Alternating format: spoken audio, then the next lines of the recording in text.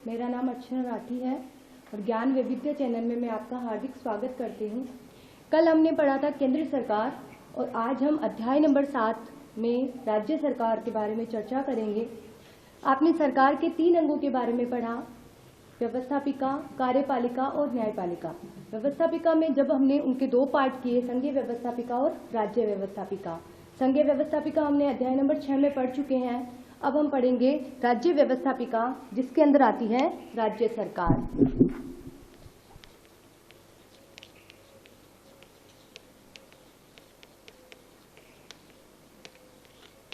राज्य व्यवस्थापिका के 2 अंग हैं। राज्य व्यवस्थापिका पहले बताती हूँ किससे मिलकर बना है। राज्यपाल,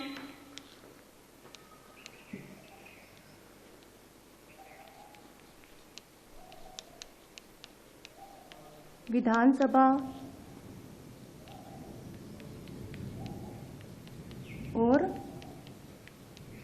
विधान परिषद, इन 3 अंगों से मिलकर राज्य व्यवस्थापिका बना है। राज्यपाल, ये 3 पद है, राज्यपाल, विधानसभा और विधान परिषद। इन दोनों को सम्मिलित रूप से हम क्या कहते हैं? विधान मंडल। जैसे केंद्र में हम संसद कहते हैं, उसी तरह राज्य में इसको विधानमंडल नाम दिया गया है। जिस तरह उसमें भी लोकसभा और राज्यसभा 2 सदन होते हैं, इसी तरह इसमें भी 2 सदन, विधानसभा और विधान परिषद। बस विधानसभा जो है वो संपूर्ण राज्यों में होती है, जितने भी यहाँ पर राज्य हैं भारत में उन सभी में। लेकिन विधान परिषद जो है वो किन्हीं किन्हीं राज्यों में या केंद्र शासित प्रदेशों में हमें दिखाई देती है। तो ये जो प्रक्रिया है, राज्यपाल, विधानसभा और विधान परिषद, ये तीनों कौन से अनुच्छेद में आते हैं? अनुच्छेद 168 में। संविधान का अनुच्छेद 168 यह व्यवस्था करता है कि राज्य के लिए एक राज्य व्यवस्थापिका होगी, विधानमंडल होगा, जिसके अंदर राज्यपाल, विधानसभा और विधान परिषद मिलकर कानूनों का निर्माण और राज्य के शासन क्रियाओं का संचालन करेंगे। अब सबसे पहले आता है विधानसभा। अब जो विधानसभा है, इसका बता देती हूँ तरीका कि विधानसभा का गठन कैसे होता है। इधर हम लिख देते हैं विधानमंडल,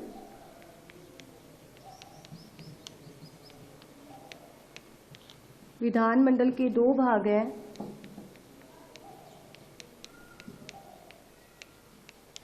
विधानसभा और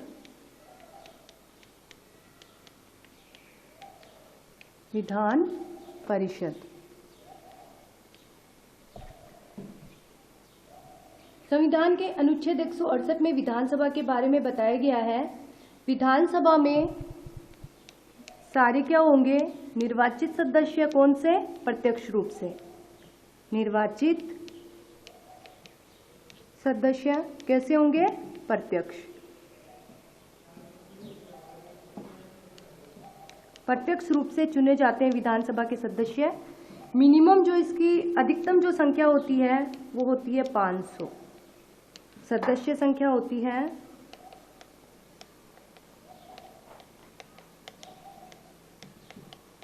500 होती है अधिकतम। किसी भी राज्य में विधानसभा में 500 सदस्य अधिकतम इसकी संख्या है और 60 क्या है? न्यूनतम। यानी कम से कम इसमें 60 सदस्य है और अधिक से अधिक 500 सदस्य होने अनिवार्य है। अनिवार्य, इससे ज्यादा सदस्य नहीं हो सकते। ठीक है। अब यह जो व्यवस्था है वह कौन से अनुच्छेद में की गई है? आर्टिकल 170 में। अनुच्छेद 170 में कहा गया है कि विधानसभा में अधिकतम 500 सदस्य और न्यूनतम कितने होने चाहिए? 60 सदस्य होने चाहिए। फिर आता है इसका निर्वाचन कौन यानी इसका गठन किस प्रकार होता है? प्रत्यक्ष रूप से इसके सदस्य निर्वाचित होते हैं। प्रत्यक्ष रूप से हम जो जनता है कौन चुनता है?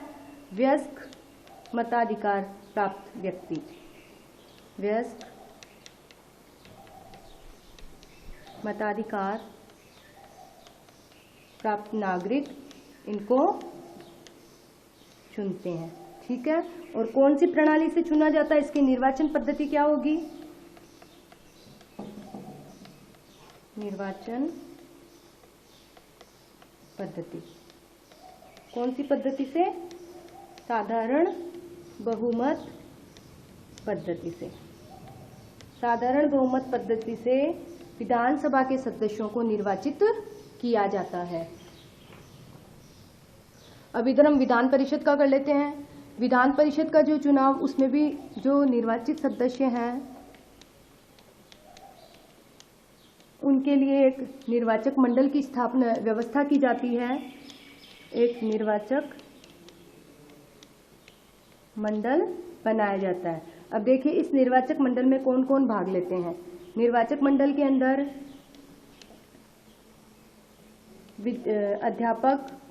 अध्यापकों का निर्वाचक मंडल,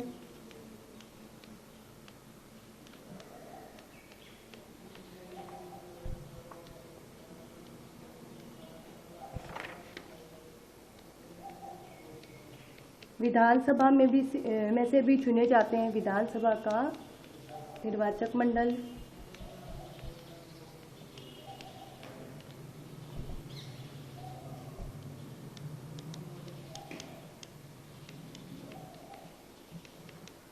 स्नातकों का निर्वाचक मंडल,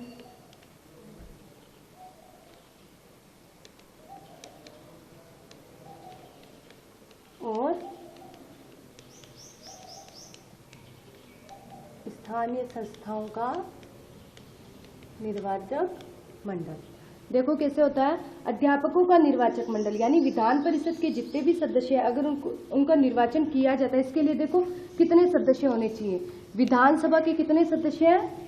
1/3 सदस्यों से ज्यादा इसका भाग नहीं होना चाहिए, यानी 1/3 सदस्य होने चाहिए।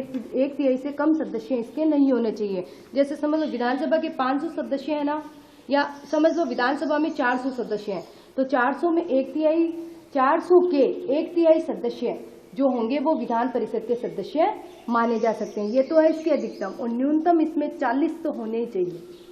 न्यूनतम सदस्य संख्या कितनी होनी चाहिए? 40। न्यूनतम सदस्य संख्या इसमें 40 होनी चाहिए, और इसमें न्यूनतम सदस्य संख्या कितनी होनी चाहिए? 60। इसमें अधिकतम 500 होनी चाहिए, और इसमें 1/3 भाग से अधिक, विधानसभा के 1/3 भाग से अधिक इसमें सदस्यों को पार्ट लेना जरूरी है। अब ये जो इसमें जो विधान परिषद का जो निर्वाचित सदस्य है वो कौन कौन से, उस निर्वाचक मंडल की व्यवस्था की गई है जो क्या करता है? विधान परिषद के सदस्यों का निर्वाचन करता है। तो उसमें अध्यापकों का निर्वाचक मंडल, ऐसे अध्यापक जिनको 3 वर्ष का अनुभव हो, ऐसे अध्यापक जिनको पढ़ाने का 3 वर्ष का अनुभव हो, उन अध्यापकों को, या उच्च शिक्षण संस्थानों में, इनको उच्च शिक्षण संस्थानों में जिन अध्यापकों को 3 वर्ष का पढ़ाने का एक्सपीरियंस हो, वो ही क्या कर सकते हैं? इस निर्वाचक मंडल में शामिल हो सकते हैं। इसके अलावा जो विधानसभा के सदस्य हैं उनमें से उनका भी निर्वाचक मंडल में भाग लेते हैं। कितने सदस्य? 1/3 सदस्य। उसके 1/3 सदस्य इस निर्वाचक मंडल में भाग लेते हैं। फिर है स्नातकों का निर्वाचक मंडल, जो स्नातक किए हुए व्यक्ति हैं जिनका 1/12 भाग, स्नातक किए हुए व्यक्ति 1/12 भाग का चुनाव करते हैं। और स्थानीय संस्थाओं का निर्वाचक मंडल, स्थानीय संस्थाओं में कौन आता है? जो पंचायत समिति, जिला परिषद, पंचायत समिति,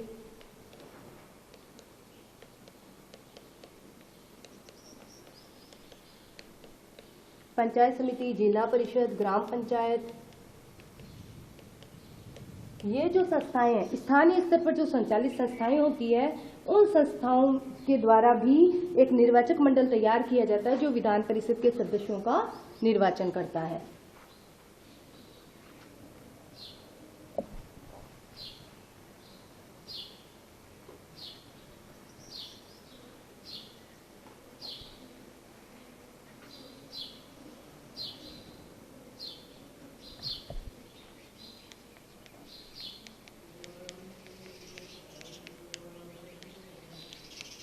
अब देखिए विधानसभा के जो सदस्य हैं उनका कार्यकाल, विधानसभा के सदस्यों का कार्यकाल कितने वर्ष का होता है? 5 वर्ष का। विधानसभा के सदस्यों का कार्यकाल 5 वर्ष का होता है, लेकिन 5 वर्ष से पहले भी इसको भंग किया जा सकता है, और 5 वर्ष से पहले अगर भंग कर दिया जाता है तो नई सरकार पुनः बनती है, नहीं नई विधानसभा का गठन होता है। और 5 वर्ष के बाद भी इसका 1 वर्ष तक, यानी +1 लगा दो, 6 वर्ष तक इसका सेशन काल चल सकता है। और 6 वर्ष कब चलता है? संकट काल की स्थिति में। कल हमने पढ़ा था राष्ट्रपति के बारे में कि राष्ट्रपति को आपातकालीन शक्तियां प्रदान की गई हैं, तो वही आपातकालीन शक्तियां, यानी जब कभी आपातकालीन स्थितियां होती है तो उस समय संकट काल की स्थिति में चुनाव पुनः, जैसे समझ लो उस समय 5 साल हो गए, तो 5 साल हो गए उस समय कैसे चुनाव करवाएं, तो इस स्थिति में क्या होगा, 1 साल के लिए वो बढ़ा दी जाती है। जो विधानसभा का कार्यकाल है वो 1 साल के लिए बढ़ा दिया जाता है, यानी 6 वर्ष कर दिया जाता है। ये कब है? संकट काल की स्थिति में। और जब संकट काल की समझ लो घोषणा खत्म हो गई, तो ये जो हमने बढ़ाया है वो 6 महीने से ज्यादा नहीं रह सकता। 6 महीने के बाद ये स्वतः ही क्या हो जाएगा? समाप्त हो जाएगा। ये जो विधानसभा का कार्यकाल है 6 महीने की इसको वैलिडिटी दी जाती है, इसके बाद ये स्वतः ही समाप्त हो जाता है। अब है इसके सदस्यों की योग्यताएं।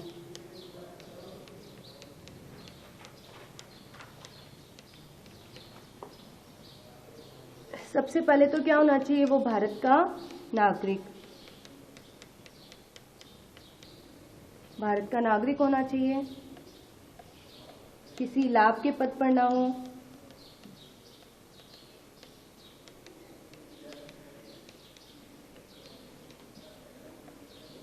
ये क्या होगा? लाभ के पद पर ना हो, पागल या दिवालिया ना हो,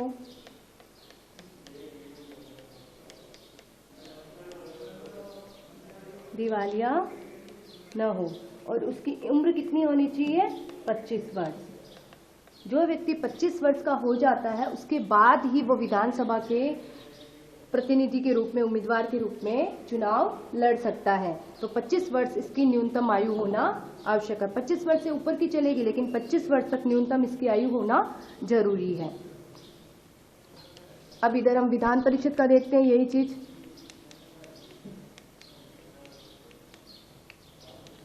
देखिए विधान परिषद का कार्यकाल, इसमें कितना है? विधानसभा का 5 वर्ष, इसमें विधानसभा का कार्यकाल कितने वर्ष हो जाएगा?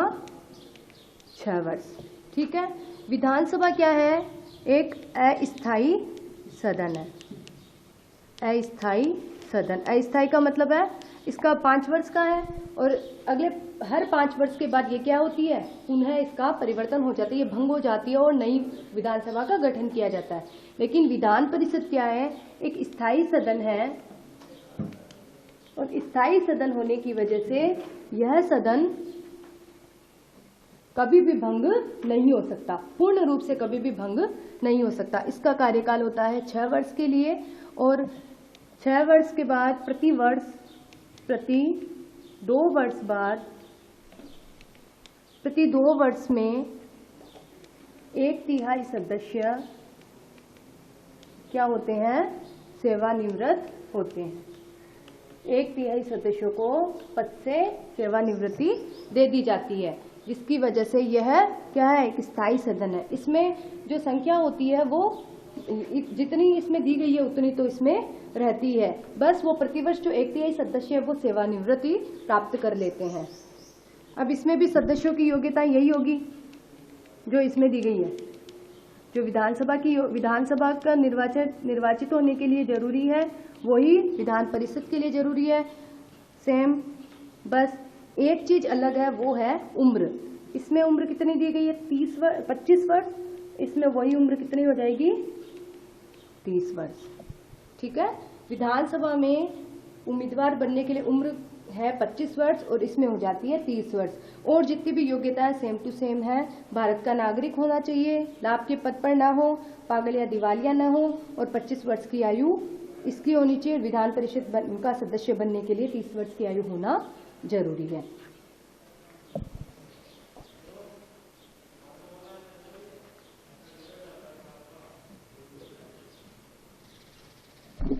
अब है सदस्यता का अंत या सीमाएं लिख सकते हैं, सदस्यता की सीमाएं।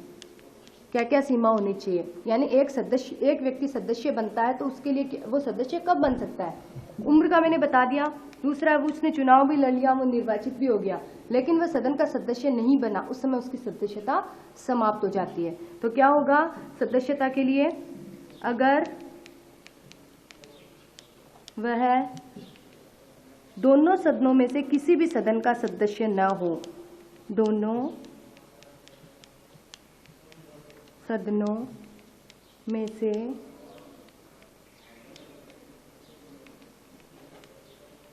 किसी भी सदन का सदस्य न हो, यानी अगर उसको किसी भी सदन की सदस्यता न मिली हो, दोनों में से किसी भी सदन की, अगर वो चुनाव उसने जीत लिया है और विधानसभा का सदस्य बन गया, तो बनने के लिए उसे, विधानसभा की सदस्यता प्राप्त करने के लिए उसे कितने दिन का, 6 महीने का, नहीं 6 सप्ताह,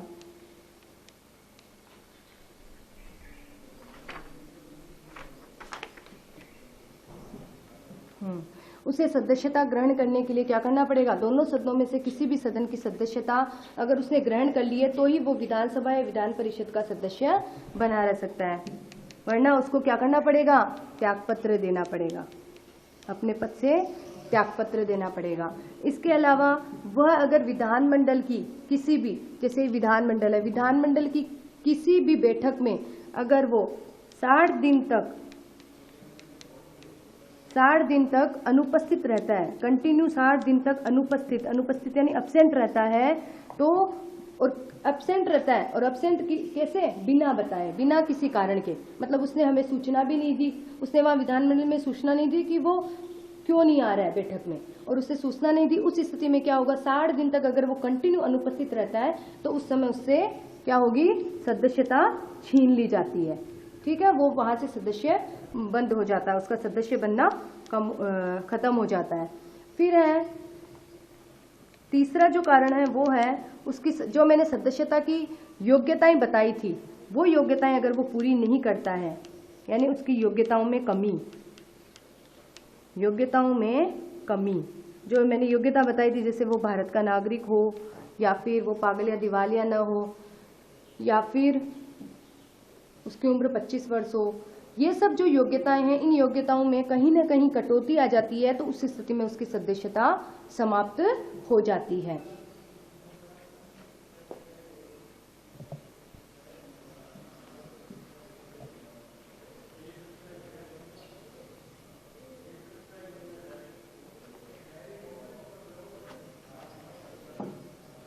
अब है विधानसभा के पदाधिकारी।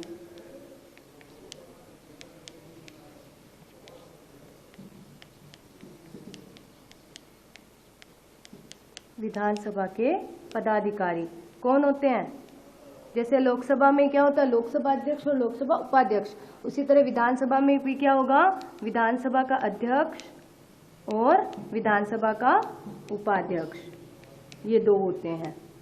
ठीक है, इसी तरह यही विधान परिषद में होता है। विधान परिषद में भी यही होता है, एक होना चाहिए पदाधिकारी सभापति और एक होता है उपसभापति। सभापति और उपसभापति, ये 2 विधान परिषद के पदाधिकारी हैं, और विधानसभा के पदाधिकारी अध्यक्ष और उपाध्यक्ष होने चाहिए। अब ये अध्यक्ष क्या कार्य करता है, नंबर 1 शांति व्यवस्था बनाए रखना, सदन में शांति व्यवस्था व अनुशासन बनाए रखने का कार्य करता है। जब भी बैठक चल रही हो उस समय उस सदन में शांति व्यवस्था बनाए रखने का कार्य कौन करता है, अध्यक्ष करता है। नंबर 2 सदन की बैठकों की अध्यक्षता करना, यानी जितनी भी बैठकें होती है उन सब बैठकों की अध्यक्षता करने का कार्य कौन करता है, अध्यक्ष करता है। कोई अपशब्द बोलता है, उन अपशब्दों को निकाल देना, अपशब्द को निकाल देना, जैसे कई बार अपशब्द बोले जाते हैं, उन अपशब्दों को निकालने के लिए किसका ये कार्य है? अध्यक्ष का। जब भी सदन की कार्यवाही में कोई ऐसे शब्द बोलते हैं जो शब्द शोभनीय नहीं होते, उन शब्दों को वहां से निकाल देने का कार्य कौन करता है? अध्यक्ष करता है।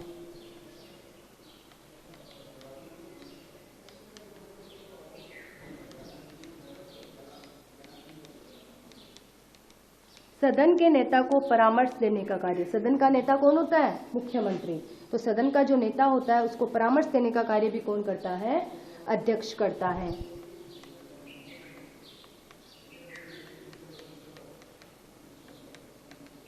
प्रश्नों को स्वीकार करना और उन पर बहस करवाना।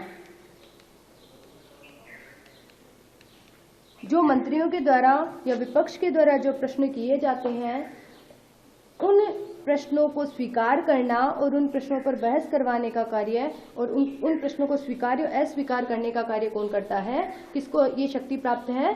अध्यक्ष को। फिर यही लिख देती हूँ, कोई विधेयक धन विधेयक है या नहीं? कोई विधेयक धन विधेयक है या नहीं, इसका निर्णय कौन करता है? अध्यक्ष करता है। जैसे लोकसभा अध्यक्ष करता है ना, कोई विधेयक धन विधेयक है या नहीं, इसका निर्णय कौन करता है? लोकसभा अध्यक्ष केंद्र में। जैसे ही राज्य में कोई विधेयक धन विधेयक है या नहीं, इसका निर्णय कौन करेगा? अध्यक्ष करेगा। ठीक है।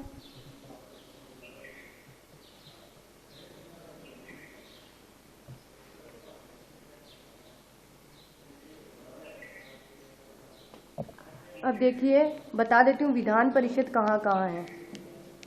विधान परिषद अनुच्छेद 169 के तहत, अनुच्छेद 169 के तहत भारत में या राज्यों में क्या होगी? संसद की सिफारिश पर, संसद की सिफारिश पर एक विधान परिषद का गठन किया जाएगा और वह राज्यपाल और विधानसभा के सदस्यों के द्वारा की जाएगी। तो यह क्या कहलाती है? विधान परिषद कहलाती है। अब विधान परिषद कितने राज्यों में है वर्तमान में? 7 राज्यों में। सिर्फ 7 ही राज्यों में विधान परिषद। विधान परिषद का मतलब है दूसरा सदन, द्वितीय सदन जिसे कहते हैं। द्वितीय सदन भी कहते हैं इसको, द्वितीय सदन। अन्य नाम देखो, लिख लो इसके, द्वितीय सदन, उच्च सदन और स्थायी सदन। इसको द्वितीय सदन भी कहते हैं, स्थायी सदन भी कहते हैं और उच्च सदन भी कहते हैं। ये मैंने बता दिया क्यों कहते हैं। विधान परिषद 7 राज्यों में है। कौन से हैं 7 राज्य? इसका देखो एक सूत्र है,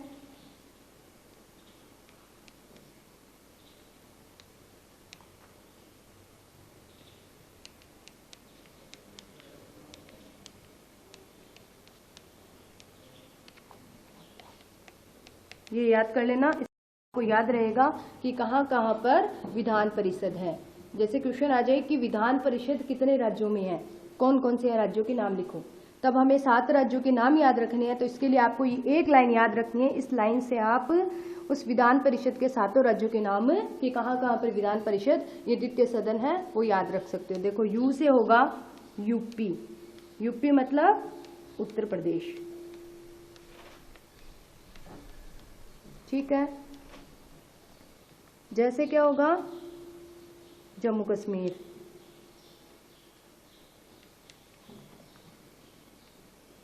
जम्मू कश्मीर।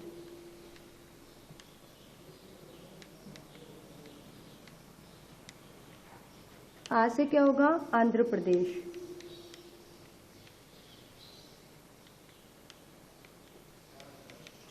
म से क्या होगा?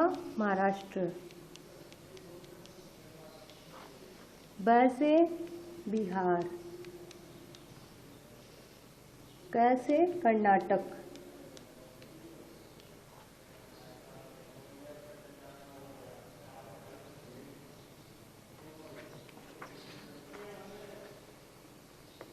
और त से तेलंगाना। ठीक है। देखो, यूज आम बिकता है, इसमें यू जाम बिकता है का मतलब है, यू का मतलब हुआ यूपी, यूपी का मतलब होता है उत्तर प्रदेश, जय का मतलब होता है जम्मू कश्मीर, आ का मतलब होता है आंध्र प्रदेश, मै का अर्थ है इसमें महाराष्ट्र, बी का अर्थ है बिहार, और कै का अर्थ है कर्नाटक, और तय का अर्थ है तेलंगाना। है इसमें साइलेंट है, ये आप लिख लीजिए।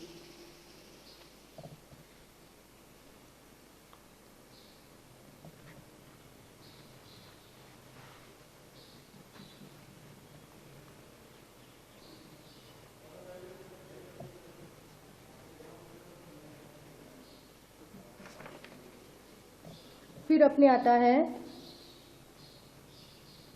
विधान मंडल की शक्तियां। विधानमंडल की शक्तियां, देखो क्या क्या शक्तियां होती है। नंबर 1, विधानमंडल को विधायी शक्ति दी गई है। सबसे पहले इसका लिख देते हैं विधायी शक्तियां। देखो विधायी शक्ति क्या होती है, विधायी यानी कानून बनाने की शक्ति। तो विधानमंडल क्या करता है, राज्य सूची के जितने भी विषय हैं, राज्य सूची के विषयों पर क्या बनाने का कार्य करता है, कानून बनाने का कार्य करता है। इसके अलावा समवर्ती सूची पर भी कानून बनाने का कार्य राज्य विधानमंडल के द्वारा किया जाता है। राज्य सूची के विषयों पर तो कानून बनाने का कार्य है ही, साथ ही समवर्ती सूची जिस पर केंद्र और राज्य दोनों का अधिकार होता है, जिसमें राज्य विधानमंडल अपने कानून बना सकता है, लेकिन अंतिम जो सर्वोपरि मान्यता है वो किसको दी गई है, केंद्र सरकार को दी गई है। इसके अलावा जो अन्य जैसे कई प्रकार के ऐसे होते हैं उच्च पदाधिकारी, उनकी नियुक्ति, उच्च पदाधिकारियों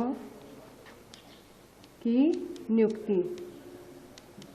उच्च पदाधिकारियों की नियुक्ति कैसे की जाती है, देखो इसमें उच्च पदाधिकारियों की नियुक्ति में कौन कौन आएगा, मुख्यमंत्री, मंत्रिपरिषद के सदस्य,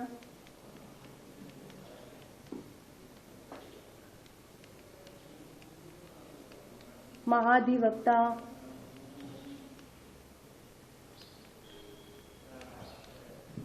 और राज्य लोक सेवा आयोग के यानी आरपीएससी। आरपीएससी का मतलब होता है राज्य लोक सेवा आयोग। राज्य लोक सेवा आयोग के जो सदस्य होते हैं, अध्यक्ष होता है, उनकी नियुक्ति विधानसभा के द्वारा दी जाती है।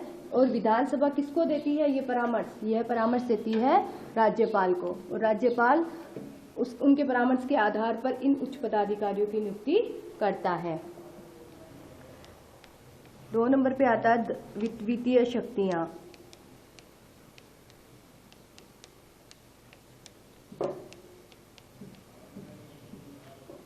वित्तीय शक्तियों में देखो क्या है, बजट पेश करना।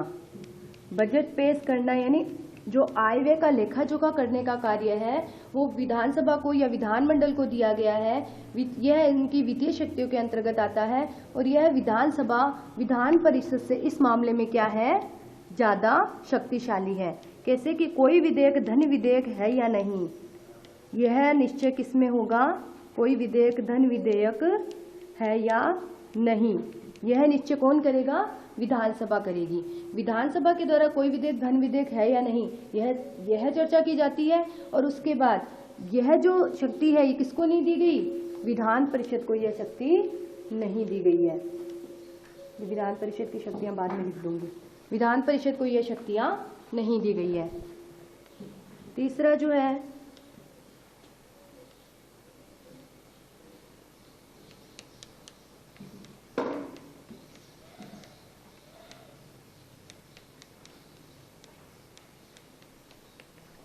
विधानसभा में मंत्रिपरिषद का निर्माण करने का कार्य मुख्यमंत्री का होता है, और जितने भी मंत्री होते हैं वो सब इसके क्या होते हैं, सदस्य होते हैं। उनको सदस्यता ग्रहण कराने की शक्ति विधानसभा की होती है।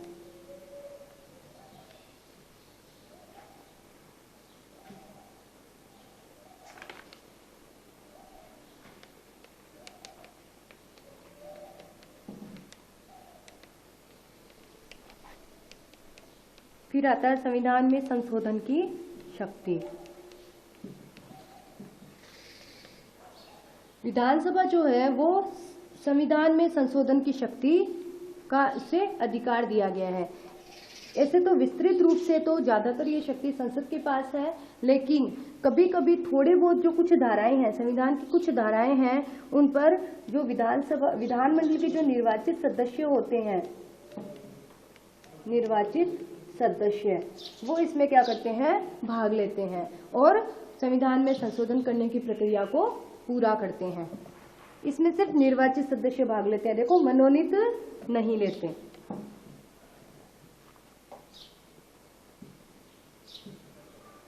और अंतिम है निर्वाचन की शक्ति, ये मैंने आपको बता ही दिया अभी।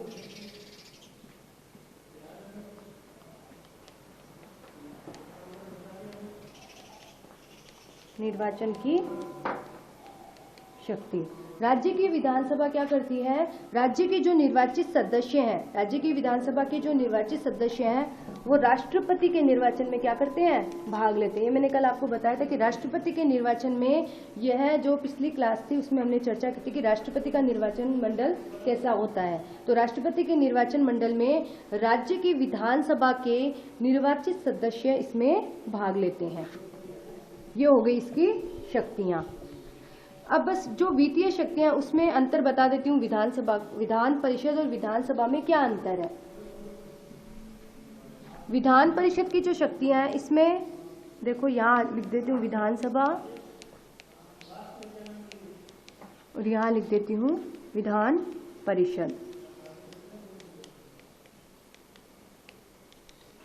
विधान परिषद क्या करती है, कोई विधेयक धन विधेयक है या नहीं, इसका निर्णय कौन करता है, कोई विधेयक धन विधेयक है या नहीं, इस प्रस्ताव को पेश करना विधानसभा का निर्णय होता है। विधान परिषद के पास वो क्या करती है, धन विधेयक पारित करने के बाद कितने दिन तक भेजती है, 14 दिन। 14 दिन तक उनके पास रहता है वो।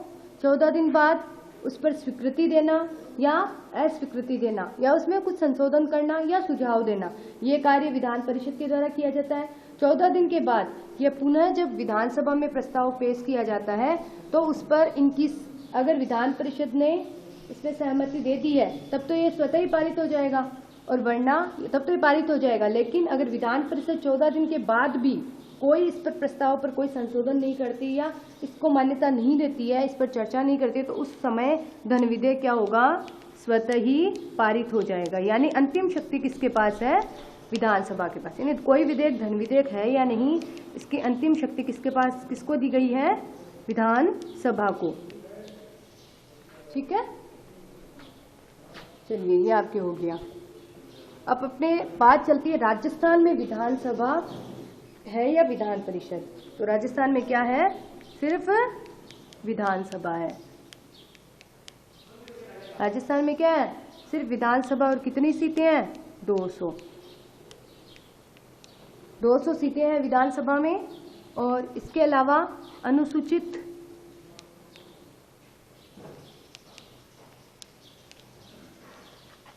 जातियों, अनुसूचित जाति के लिए 25 सीट और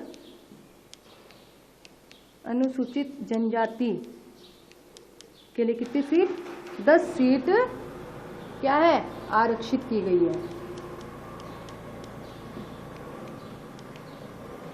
विधानसभा में कुल 200 सीट है, जिसमें से अनुसूचित, राजस्थान की विधानसभा की बात कर रही हूं मैं, राजस्थान की, ठीक है। राजस्थान की विधानसभा में 200 सीटें हैं कुल, और उन कुल 200 सीटों में से अनुसूचित जाति पर 25 सीटें और अनुसूचित जनजाति के लिए 10 सीटें आरक्षित की गई है।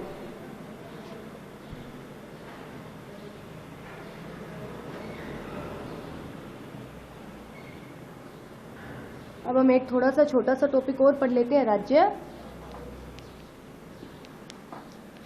कार्यपालिका।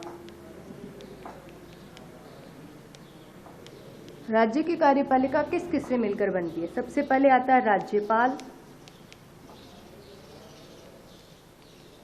दूसरा आएगा मुख्यमंत्री,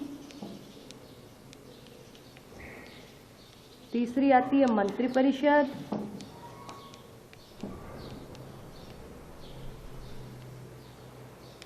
राज्यपाल, मुख्यमंत्री, मंत्रिपरिषद और मंत्रिमंडल। मंत्रिमंडल या मंत्रिपरिषद आप कुछ भी बोल सकते हो इसे, ठीक है। ये होती है राज्य की कार्यपालिका में। अब ये जो राज्यपाल होता है ना, ये क्या होता है? वैधानिक प्रधान। वैधानिक प्रधान। मुख्यमंत्री क्या होता है? मुख्यमंत्री, मंत्रिपरिषद, ये तीनों क्या होते हैं? वास्तविक। देखो इसे समझा देती हूँ अभी। देखो राज्य की, जैसे हमने संघ की कार्यपालिका पढ़ी थी, उसमें राष्ट्रपति क्या होता है? वैधानिक प्रधान। वैधानिक मतलब कोई भी कार्य होगा ना, तो उस कानून बनने के बाद उस कानून पर चर्चा हो जाएगी, पूरा काम पूरा हो जाएगा, सारा काम कंप्लीट होने के बाद किसके सिग्नेचर होते हैं? यानी उसके नाम से वो कार्य होता है, तो वो होता है राष्ट्रपति। उसी तरह राज्य की जो कार्यपालिका है, उसमें वो राज्य की कार्यपालिका राज्यपाल, मुख्यमंत्री, मंत्रिपरिषद और मंत्रिमंडल, इनसे बनी है। जिसमें राज्यपाल क्या होगा? वैधानिक प्रधान, ठीक है। और मुख्यमंत्री क्या होगा? मुख्यमंत्री और उसकी मंत्रिपरिषद इसकी वास्तविक प्रधान होगी। कार्य तो सारे राज्यपाल के नाम से किए जाएंगे, लेकिन कार्य कौन करेगा? मुख्यमंत्री और उसकी मंत्रिपरिषद कार्य करेगी। अब हम पढ़ेंगे राज्यपाल के बारे में। और यह कौन से अनुच्छेद में दिया गया? अनुच्छेद 154 लिख लो। अनुच्छेद 154 के अंतर्गत राज्य में एक राज्य की कार्यपालिका होगी, और कार्यपालिका की समस्त शक्तियां किसके अंदर निहित होगी? राज्यपाल में। और राज्यपाल क्या कार्य करेगा? खुद के द्वारा, स्वयं के द्वारा, और या फिर अपने जो चुने हुए प्रतिनिधि, जो उसके द्वारा नियुक्त किए गए प्रतिनिधि है, जो व्यक्ति है, उनके द्वारा वो कार्य पदाधिकारी के द्वारा करवाएगा। तो इसका अर्थ क्या हो गया कि जो वास्तविक बागडोर होती है सरकार संभालने की राज्य में, वो तो होती है मुख्यमंत्री के पास, और वैधानिक जो बागडोर होती है वो होती है राज्यपाल के पास। कहने का तात्पर्य यह है कि राष्ट्रपति की जो केंद्र में स्थिति होती है, वही स्थिति राज्य में राज्यपाल की होती है। अब हम पढ़ेंगे राज्यपाल के बारे में। राज्यपाल, सबसे पहले आता है राज्यपाल का पद। कौन से पद में? अनुच्छेद 155 में। अनुच्छेद 155 के अंतर्गत है कि राज्यपाल क्या होगा? राज्यपाल की नियुक्ति कौन करेगा?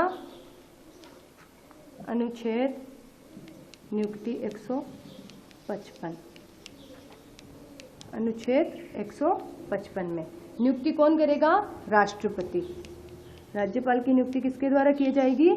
राष्ट्रपति के द्वारा।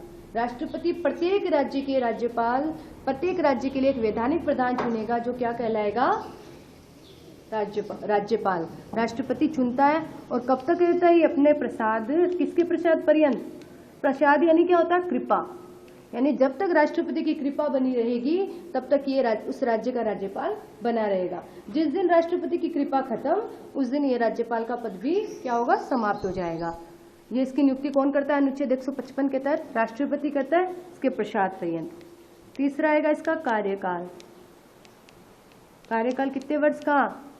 5 वर्ष का। लेकिन 5 वर्ष का कार्यकाल होता है, लेकिन यह भी राष्ट्रपति के प्रसाद पर्यंत रहता है, इसलिए इसका 5 वर्ष के बाद क्या होता है? समाप्त हो जाता है कार्यकाल। और इससे पहले भी वो क्या कर सकता है? त्यागपत्र दे सकता है। इससे पहले भी वो त्यागपत्र दे सकता है, और त्यागपत्र देने के बाद देने के अलावा उस पर ये पदच्युति भी उसकी की जा सकती है, यानी उस पर भी महाभियोग लगाया जा सकता है। चौथा जो है योग्यताएं। राज्यपाल के लिए क्या योग्यता होनी चाहिए? सबसे पहले तो वही भारत का नागरिक, वह भारत का नागरिक हो। दूसरा, वह किसी लाभ के पद पर न हो, लाभ के पद पर न हो। तीसरा, वह क्या हो? किसी भी सदन का सदस्य न हो, यानी ना तो वह विधानसभा का सदस्य हो, ना ही वो विधान परिषद का सदस्य होना चाहिए। वही व्यक्ति क्या कर सकता है? राज्यपाल का पद ग्रहण कर सकता है। चौथा, वह संबंधित राज्य का, यानी वो जिस राज्य का राज्यपाल बन रहा है ना, उस राज्य का निवासी नहीं होना चाहिए। जैसे समझ लो कि कोई व्यक्ति, जैसे समझ लो प्रतिभा देवी सिंह पाटिल थी, अपने राज्यपाल थी ना, जो महिला राज्यपाल थी, वो क्या थे, अपने राजस्थान की राज्यपाल थी, लेकिन वो राज्यपाल यहाँ के नहीं थे ना, वो राज्यपाल किसी दूसरे राज्य के निवासी थे, और बाद में उन्होंने क्या किया, उनको यहाँ का कार्यभार संभालने के लिए भेज दिया गया। तो मतलब कहने का मतलब यह है कि उस राज्य का निवासी न हो, यानी जिस राज्य का वो राज्यपाल बन रहा है उस राज्य का वो निवासी नहीं होना चाहिए। किसी दूसरे राज्य का निवासी होगा जब उसको दूसरे राज्य के निवासी होने की वजह से संबंधित राज्य में उसको राज्यपाल का पद नहीं दिया जाएगा।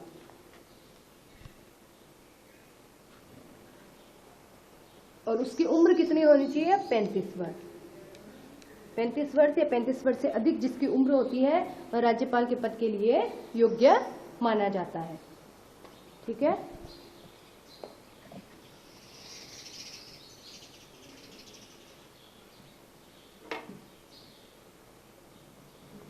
अब राज्यपाल का वेतन, कितना वेतन है? राज्यपाल का वेतन कितना है? 3.5 लाख रुपए। कितना वेतन है? 3.5 लाख रुपए है। राज्यपाल का वेतन है 3.5 लाख रुपए, और साथ में उनको क्या मिलता है? निःशुल्क घर मतलब निवास स्थान, निःशुल्क निवास स्थान मिलता है। इसके अलावा खाने का, रहने का, जो सारा टोटल जितना भी होता है ना खर्चा, वो सारा खर्चा कौन उठाता है? राज्य सरकार उठाती है, मतलब वो सारा खर्चा केंद्र सरकार के द्वारा दिया जाता है। और ये जो निःशुल्क जो निवास स्थान है वो दिया जाता है। इसके अलावा उनको अलग से सैलरी दी जाती है, भत्ते भी दिए जाते हैं, वो होते हैं 3.5 लाख, 3.5 लाख इनकी सैलरी होती है।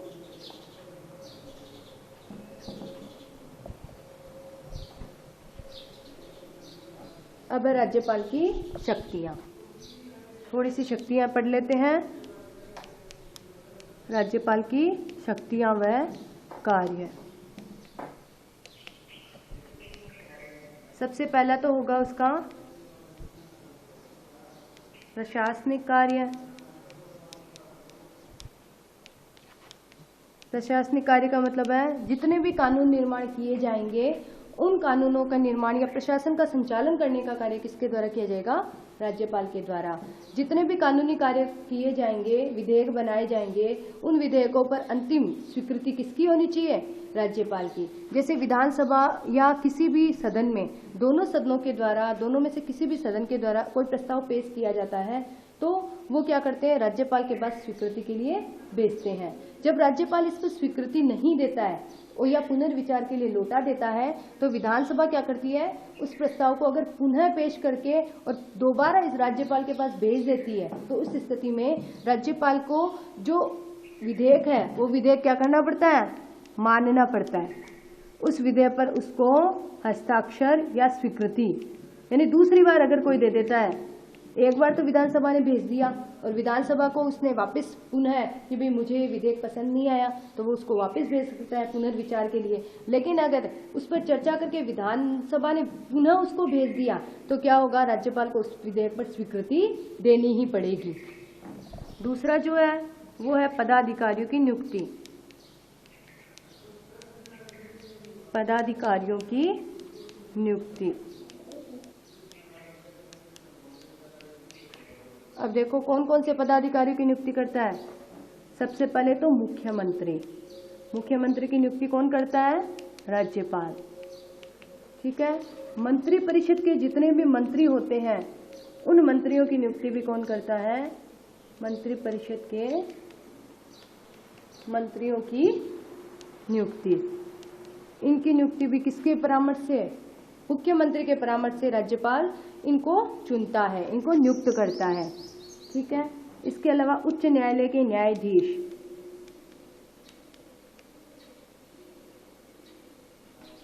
उच्च न्यायालय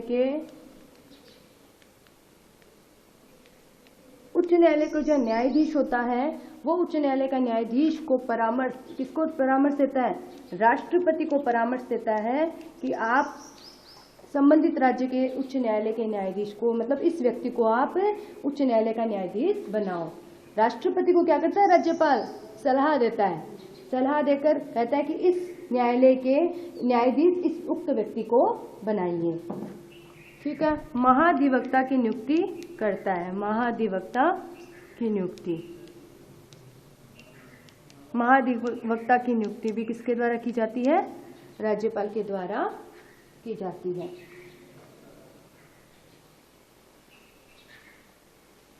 ये तो होगी इसकी प्रशासनिक शक्तियां। अब हम पढ़ेंगे उसकी विधायी शक्तियां।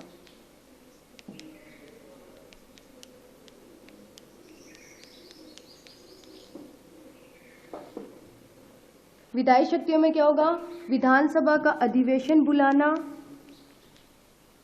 विधानसभा का अधिवेशन, अधिवेशन यानी उसकी बैठक, बुलाना, अधिवेशन को स्थगित, स्थगित का मतलब होता है समाप्त करना, समाप्त करना। और विधानसभा को भंग करने का कार्य भी किसके द्वारा किया जाता है? विधानसभा को भंग करना। बैठक को, जो प्रथम बैठक होती है उसको संबोधित करना, प्रथम बैठक को संबोधित करना। प्रथम बैठक यानी विधानसभा के जैसे चुनाव हो गए, चुनाव के बाद सरकार बन गई, सरकार बनने के बाद जब विधानसभा, ये जो इसकी विधानसभा की जब पहली बैठक होती है, विधानमंडल की पहली बैठक होती है, तो उस समय जो पहली बैठक होती है उस बैठक को संबोधित करने का कार्य कौन करता है? यानी उस बैठक में भाषण देने का कार्य सबसे पहले कौन करेगा? राज्यपाल, राज्यपाल करता है। और समय समय पर कई बार ऐसे विषय होते हैं जिन पर राज्यपाल को संबोधन देना पड़ता है, तो राज्यपाल उन विषयों पर भी संबोधन देता है। इसके अलावा विधानसभा को भंग करने का कार्य भी कौन कर सकता है? राज्यपाल कर सकता है, मुख्यमंत्री के परामर्श पर। और अधिवेशन को बुलाना और अधिवेशन को समाप्त करने का कार्य भी किसका होता है? इसका राज्यपाल को होता है। ये उसकी विधायी शक्तियां कहलाती है। इसके अलावा कोई अध्यादेश जारी करना, अध्यादेश जारी करना,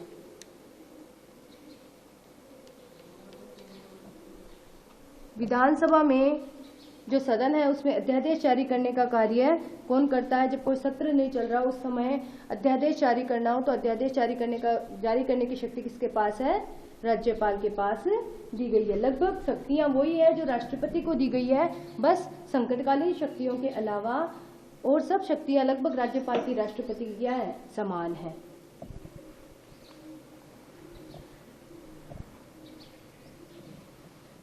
अब आएगी इसकी 3 नंबर पे वित्तीय शक्तियां।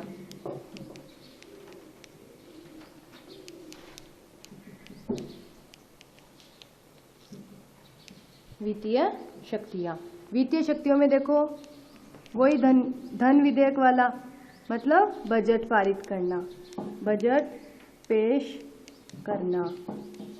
बजट पेश करने का काम कौन करता है?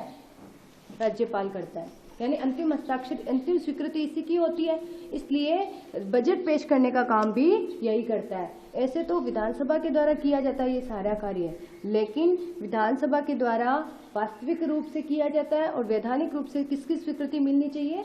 राज्यपाल की। इसलिए अंतिम स्वीकृति राज्यपाल की होने की वजह से बजट पेश करने का कार्य भी किसके द्वारा किया जाता है? राज्यपाल के द्वारा।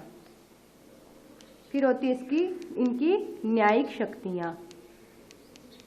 न्यायिक शक्तियां, न्यायिक शक्तियां मतलब न्याय से संबंधित, यानी दंड के जो अधिकारी होते हैं, दंड को कम करना, यानी जो राज्य में, केंद्र स्तर पर नहीं बोल रही, राज्य स्तर पर जो कार्य, राज्य स्तर पर जो भी विषय होते हैं उन विषयों का कोई व्यक्ति उल्लंघन करता है तो उन व्यक्तियों का उल्लंघन करने के बाद उच्च न्यायालय उनको दंड दे देती है, तो उस दंड में कमी करना, यानी उनकी सजा में कमी करना, उनको क्षमा करने का कार्य कौन करता है? राज्यपाल करता है। फिर आता है कुलाधिपतियों, वो क्या होता है? कुलाधिपति होता है। कुलाधिपति का मतलब होता है जितने भी विश्वविद्यालय होते हैं, जैसे समझ लो यूनिवर्सिटी जिसे कहते हैं, तो जितने भी विश्वविद्यालय हैं, जैसे राजस्थान विश्वविद्यालय, अपने कॉलेज होती है ना, उसको विश्वविद्यालय कहते हैं। जैसे कॉलेज होती है तो कई सारी कॉलेजें मिलकर क्या बनती है, किसके अंडर में होती है, वो होती है विश्वविद्यालय के अंडर में। तो वो जो जितने भी विश्वविद्यालय, उन सब विश्वविद्यालयों का राज्य में क्या बनेगा, कुलाधिपति।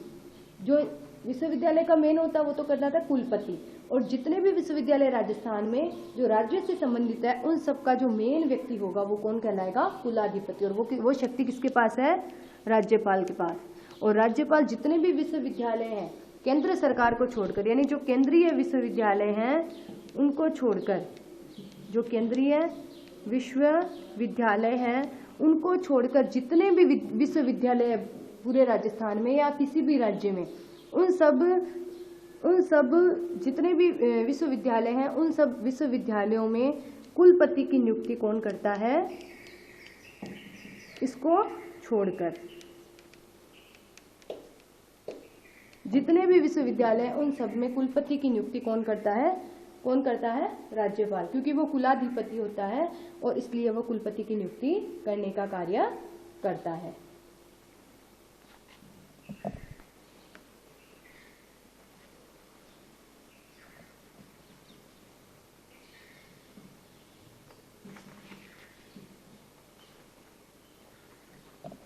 अब राज्यपाल की स्थिति कैसी है, एक व्यक्ति है दुर्गादास बसु। दुर्गादास बसु ने कहा है कि ये जो राज्यपाल की स्थिति कैसी है, राज्य में उनकी स्थिति कैसी है, राष्ट्रपति के समान है। जिस प्रकार राज्य में राज्यपाल की स्थिति,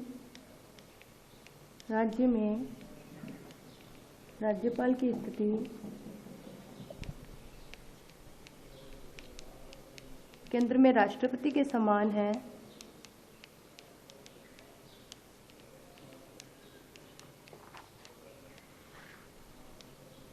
बस कुछ शक्तियों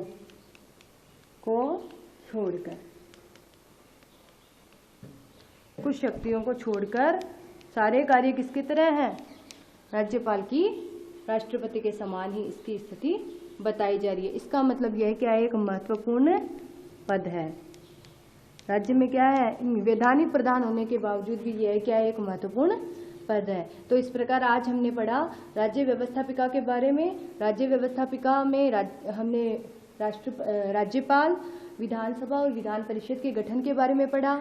राज्य कार्यपालिका में फिर हमने विधानसभा का गठन पढ़ा, विधान परिषद का गठन पढ़ा, विधान परिषद और विधानसभा के कार्य पढ़े, उनकी शक्तियां पढ़ी। फिर राज्य कार्यपालिका में कौन कौन बंटा होता है, जैसे राज्य कार्यपालिका में राज्यपाल होता है, मुख्यमंत्री, प्रधान मंत्री परिषद और मंत्रिमंडल, ये 4 होते हैं। फिर हमने पढ़ा राज्यपाल राज्यपाल की नियुक्ति कौन करता है, उसको कौन निर्वाचित करेगा, इसके अलावा किसके प्रसाद पर्यंत वो रहता है और उसका त्यागपत्र किस प्रकार हो सकता है और उसकी क्या क्या योग्यताएं होनी चाहिए, ये सब बातें हमने पढ़ी। और इसके बाद राज्यपाल की हमने शक्तियां पढ़ी। शक्तियां पढ़ने के बाद अब हम कल पढ़ेंगे मुख्यमंत्री, मंत्रिपरिषद और उच्च न्यायालय। तब तक के लिए नमस्कार।